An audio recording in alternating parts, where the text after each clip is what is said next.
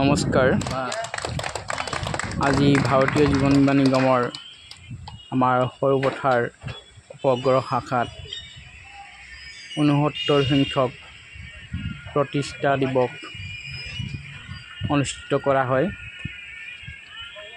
আৰু এই শুভ ক্ষণত মোৰ সকলো শুভাকাংক্ষী গ্ৰাহক দাদা বাইদেউ সকলোলৈকে প্ৰতিষ্ঠা দিৱসৰ আন্তৰিক শুভেচ্ছা ও অভিনন্দন জনালোঁ আৰু সকলোৰে